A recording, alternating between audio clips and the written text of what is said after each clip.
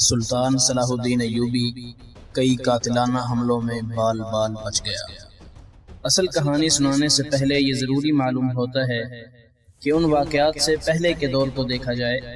صلاح الدین ایوبی کے نام، اس کی عظمت اور تاریخ اسلام میں اس کے مقام اور کارناموں سے کون واقف نہیں؟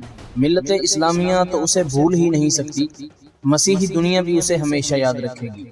لہذا یہ ضروری معلوم نہیں ہوتا کہ صلاح الدین ایوبی کا شجرہ نسب تفصیل سے بیان کیا جائے۔ ہم جو کہانی سنانے لگے ہیں وہ اس نوعیت کی ہے جس کی وسعت کے لیے تاریخ کا دامن تنگ ہوتا ہے۔ یہ تفصیلات وقائع نگاروں اور قلم کاروں کی ریکارڈ کی ہوئی ہوتی ہیں، کچھ سینہ بسینہ اگلی نسلوں تک پہنچتی ہیں۔ تاریخ کے دامن میں صلاح الدین ایوبی کے صرف کارنامے محفوظ کیے گئے ہیں، ان سازشوں کا ذکر بہت کم آیا ہے جو اپنوں نے اس کے خلاف کی، اور اس کی بڑھتی ہوئی شہرت اور عظمت کو داغدار کرنے کے لیے اسے ایسی لڑکیوں کے جال میں پھانسنے کی بار بار کوشش کی گئی جن کے حسن میں طلسماتی اثر تھا۔ تاریخ اسلام کا یہ حقیقی ڈرامہ 23 مارچ 1169 عیسوی کے روز سے شروع ہوتا ہے، جب صلاح الدین ایوبی کو مصر کا وائسرائے اور فوج کا کمانڈر ان چیف بنایا گیا۔ اسے اتنا بڑا رتبہ ایک تو اس لیے دیا گیا تھا کہ وہ حکمران خاندان کا نونہال تھا، اور دوسرا اس لیے کہ اوائل عمر میں ہی وہ فن حرب و ضرب کا ماہر ہو گیا تھا۔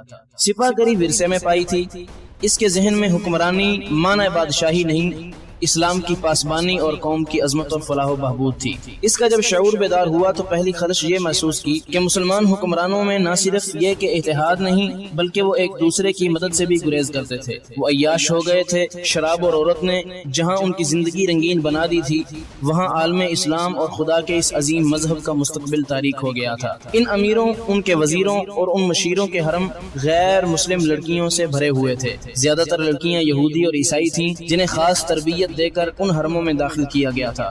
غیر معمولی حسن اور اداکاری میں کمال رکھنے والی یہ لڑکیاں مسلمان حکمرانوں اور سربراہوں کے کردار اور قومی جذبے کو دیمک کی طرح کھا رہی تھی۔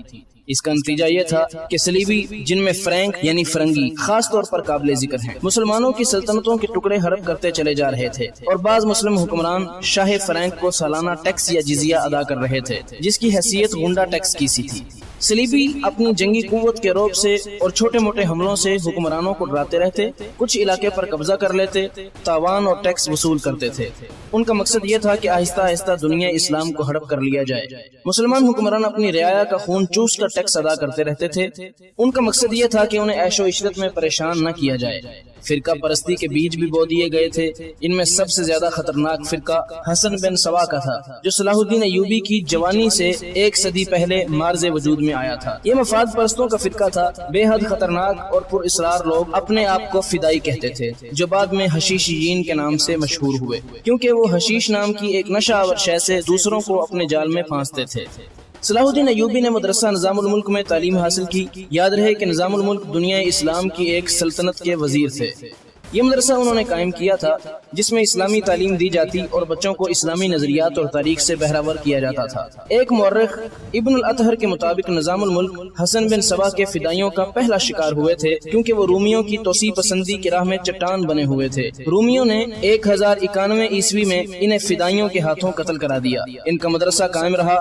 سلطان صلاح الدین ایوبی نے وہیں تعلیم حاصل کی۔ اسی عمر میں اس نے سپاہ گری کی تربیت اپنے بزرگوں سے لی۔ نور الدین زنگی نے اسے جنگی چالیں سکھائیں، ملک کے انتظامات کے سبق دیے اور ڈپلومیسی میں مہارت دی۔ اس تعلیم و تربیت نے اس کے اندر وہ جذبہ پیدا کر دیا جس نے آگے چل کر اسے صلیبیوں کے لیے بجلی بنا دیا۔ اوائل جوانی میں ہی اس نے وہ ذہانت اور اہلیت حاصل کر لی تھی جو ایک سالار اعظم کے لیے ضروری ہوتی ہے۔ صلاح الدین ایوبی نے فن حرب و ضرب میں جاسوسی، انٹیلیجنس، کمانڈو اور گوریلا آپریشن کو خصوصی اہمیت دی۔ اس نے دیکھ لیا تھا کہ صلیبی جاسوسی کے میدان میں آگے نکل گئے ہیں اور وہ مسلمانوں کے نظریات پر نہایت کارگر حملے کر رہے ہیں۔ سلطان صلاح الدین ایوبی نظریات کے محاذ پر لڑنا چاہتا تھا جس میں تلوار استعمال نہیں ہوتی۔ عزیز ناظرین، اس کہانی میں آگے چل کر آپ دیکھیں گے کہ اس کی تلوار کا وار تو گہرا ہوتا ہی تھا، اس کی محبت کا وار اس سے کہیں زیادہ مار کرتا تھا۔ اس کے لیے تحمل اور بردباری کی ضرورت ہوتی ہے جو اس نے اوائل عمر میں ہی اپنے آپ میں پیدا کر لی تھی۔ اسے جب مصر کا وائسرائے اور کمانڈر ان چیف بنا کر مصر بھیجا گیا تو ان سینئر افسروں نے ہنگامہ برپا کر دیا جو اس عہدے کی آس لگائے بیٹھے تھے۔ ان کی نگاہ میں سلطان صلاح الدین ایوبی ابھی طفل مکتب تھا، مگر اس طفل مکتب نے جب ان کا سامنا کیا، اس کی باتیں سنی اور ان کا احتجاج سرد پڑ گیا۔ مورخ لین پول کے مطابق سلطان صلاح الدین ایوبی ڈسپلن کا بڑا ہی سخت ثابت ہوا. اس نے تفریح، عیاشی اور آرام کو اپنے لیے اور اپنی افواج کے لیے حرام قرار دے دیا. اس نے اپنی دماغی اور جسمانی قوتوں کو صرف اس مقصد پر مرکوز کیا کہ سلطنت اسلامیہ کو مستحکم کرنا ہے اور صلیبیوں کو اس سرزمین سے نکالنا ہے. فلسطین پر وہ ہر قیمت پر قبضہ کرنا چاہتا تھا. اس نے یہی مقصد اپنی فوج کو دیے.